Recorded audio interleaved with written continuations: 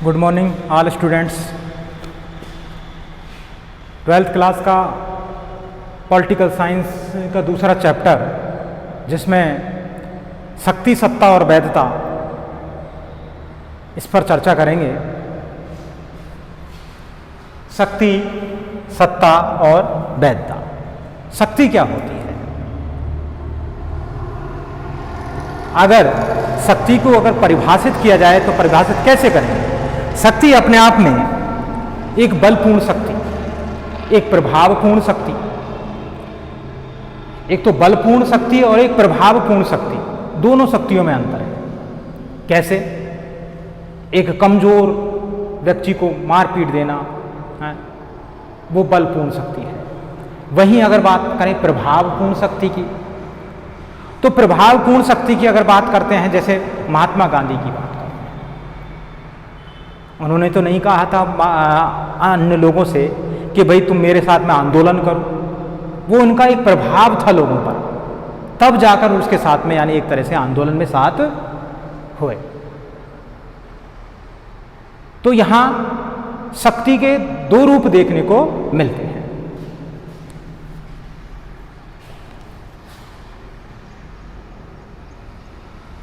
शक्ति राजनीति विज्ञान की एक केंद्रीय अवधारणा है। अगर ध्यान रहे, राज्य का यानी एक तरह से शासन संचालन करना है, शासन का संचालन करना है, तो शक्ति का होना बहुत जरूरी है। नहीं तो उस राज्य का, उस देश का कोई अस्तित्व नहीं रह जाता है, कोई अस्तित्व नहीं रह जाता है। तो इसलिए राजनीति विज्ञान में इसको महत्वपूर्ण केंद्रीय अवधारणा के रूप में माना गया है शक्ति को। प्राचीन भारतीय चिंतकों में अगर बात करें, दंड नीति के रूप में यानी शक्ति की अवधारणा को स्वीकार किया गया है, जिनमें नाम आता है मनु की एक हुए हैं, उनके द्वारा मनुस्मृति लिखी है, एक विद्वान है मनु। वहीं कौटिल्य, जिसने चाणक्य भी कहते हैं, राजनीति पॉलिटिकल साइंस में उसे कौटिल्य कहते हैं, वैसे उसका बचपन का नाम विष्णुगुप्त था। तो उनके द्वारा एक पुस्तक लिखी गई है कौटिल्य के द्वारा। कौन सी पुस्तक का नाम क्या है? कौटिल्य की पुस्तक का नाम अर्थशास्त्र। नाम पे मत जाना अर्थशास्त्र, क्योंकि ज्यादातर इसमें राज्य के संचालन की बात की गई है। राज्य को संचालित कैसे किया जा सकता है अर्थशास्त्र में, कि राजा के क्या कार्य हैं, वहां की जनता के क्या कार्य हैं, तो कौटिल्य ने। वहीं शुक्र आदि ने शक्ति के विभिन्न तत्वों पर प्रकाश डाला है। ध्यान रहे, कौटिल्य, मनु और शुक्र। लेकिन राज्य के संचालन में, राजनीति में सबसे ज्यादा जो दंड का प्रावधान है, दंड नीति को ज्यादा महत्व दिया है, वो व्यक्ति है शुक्र। दंड नीति को सबसे ज्यादा जो महत्व दिया है वो किसने दिया है? शुक्र ने। यानी मनु और कौटिल्य के से ज्यादा, यानी इनसे ज्यादा शुक्र ने इसको महत्व दिया है। विभिन्न तत्वों पर प्रकाश डाला है। वहीं यूरोपीय चिंतन में अगर बात करें, यूरोपीय विचारकों की बात करें, तो वहां एक विचारक है मैकियावेली, को प्रथम शक्तिवादी विचारक माना गया है। आपसे पूछ लिया जाए शक्तिवादी विचारक कौन है, तो मैकियावेली है शक्तिवादी विचारक। शक्तिवादी विचारक कौन है? मैकियावेली, जो एक यूरोपीय है।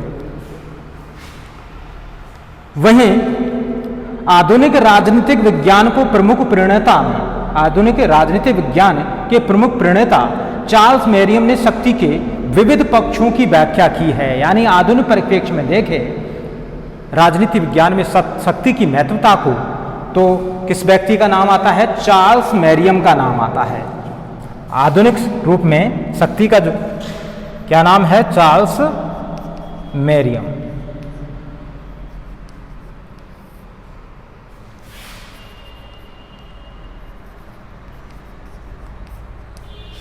आधुनिक समय में यानी इस तरह से देखें, राजनीति विज्ञान में शक्ति की महत्वता को कौन ज़्यादा महत्व देते हैं? चार्ल्स मेरियम।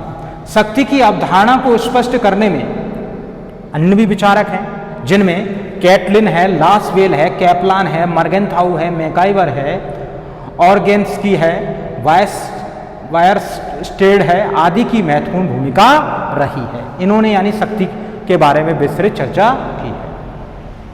वहीं जैसे मैंने दो भेद इसके बताए थे, जिसमें शक्ति को दो रूप में देखा जाता है, यानी एक तो बलपूर्ण शक्ति और प्रभावपूर्ण शक्ति। इसके दो भेद हैं, जैसे मैंने आपको उदाहरण के तौर पे भी बताया था। सामान्यतः शक्ति और बल को एक ही मान लिया जाता है। कभी कभार शक्ति और बल को एक मान लिया जाता है, लेकिन ऐसा नहीं है। राजनीति विज्ञान की विभिन्न अवधारणाएं हैं, जिसमें शक्ति प्रच्छन्न बल है और बल प्रकट शक्ति है। यानी बल को अपन देख सकते हैं, किसी के साथ में यानी मारकूट हो रही है, पीटा जा रहा है कमजोर व्यक्ति को, तो उस चीज के लिए भीड़ इकट्ठी हो जाएगी, वो दिखता है। लेकिन शक्ति दिखती नहीं है, प्रच्छन्न है, छुपी हुई है।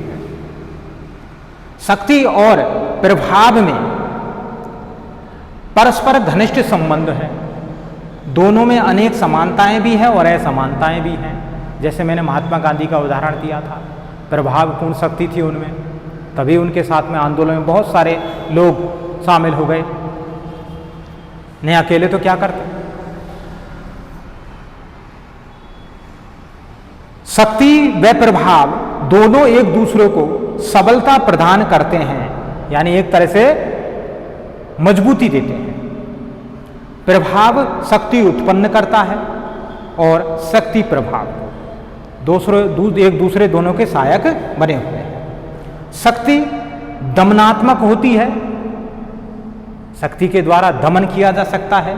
वहीं उसके पीछे कठोर भौतिक बल का प्रयोग होता है, जबकि प्रभाव मनोवैज्ञानिक होती है। यानी शक्ति की बात करें तो उसको यानी शक्ति से किसी भी व्यक्ति को पैसे से किसी भी प्रलोभन के द्वारा दबा दिया जाता है, लेकिन प्रभाव की अगर बात करें वो मन के आधार पर डिपेंड करती है, मनोवैज्ञानिक होती है।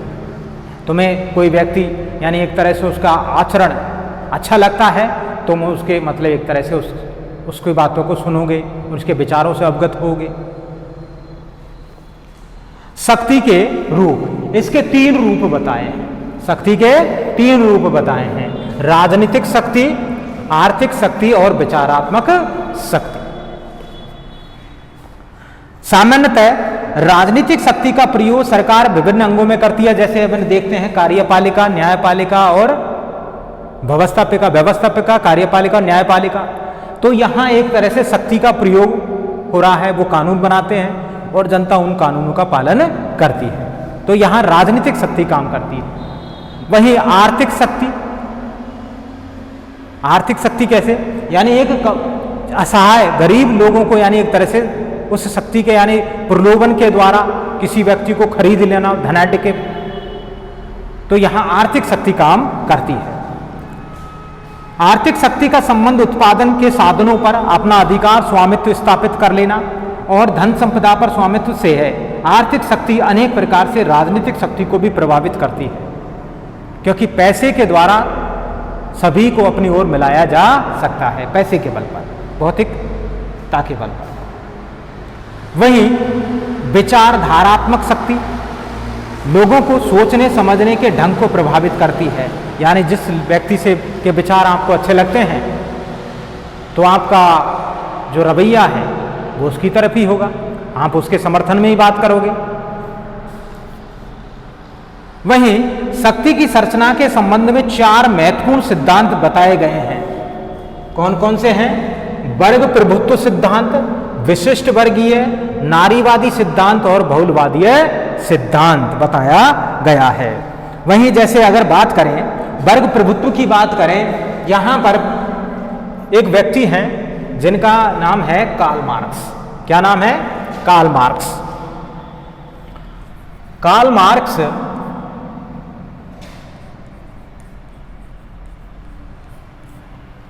के द्वारा यानी दो वर्गों का, यानी समाज में दो वर्गों में विभाजन इन्होंने किया है।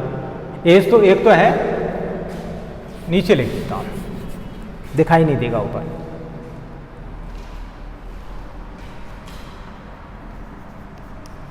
कार्ल मार्क्स ने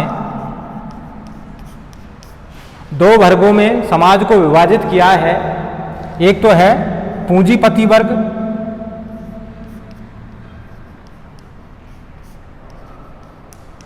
और दूसरा मजदूर वर्ग।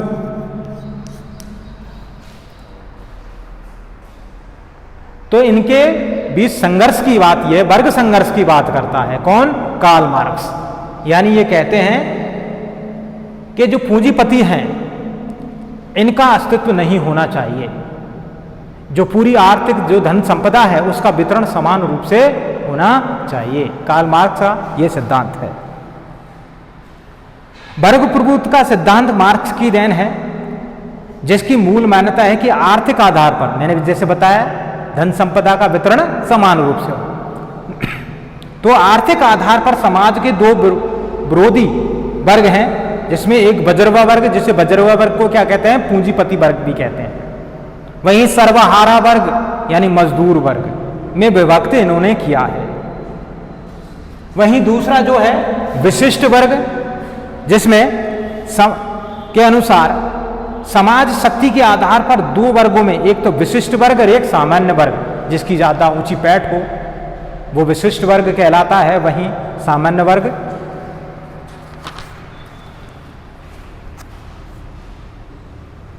तीसरा है नारीवादी सिद्धांत। तीसरा नारीवादी सिद्धांत, क्योंकि अगर भारत की अगर बात करें तो भारत में पितृसत्तात्मक व्यवस्था है, इसलिए पुरुष को ज़्यादा महत्व दिया गया है। लेकिन आधुनिक परिप्रेक्ष्य में देखें तो दोनों समान है, यानी महिलाओं को कम दर्जा दिया जाता है मान सम्मान के तौर पर, लेकिन अभी वर्तमान में ऐसा नहीं है। समाज में शक्ति के विभाजन का आधार लैंगिक है। लैंगिक आधार पर यानी पुरुष और महिला इन दोनों में भेद किया जाता है। समाज की समस्त जो शक्तियां हैं पुरुष वर्ग को ज्यादा दी जाती हैं, जो महिलाओं के ऊपर अपनी शक्ति का एक प्रयोग करते हैं। वहीं चौथा जो सिद्धांत है बहुलवादी सिद्धांत। चौथा सिद्धांत कौन सा है? बहुलवादी सिद्धांत। इसके अनुसार समाज में संपूर्ण शक्ति किसी एक वर्ग के हाथ में न होकर अनेक समूह में विभाजित हो जाती है। इस सिद्धांत को बहुलवादी सिद्धांत कहते हैं। और चर्चा कल करेंगे।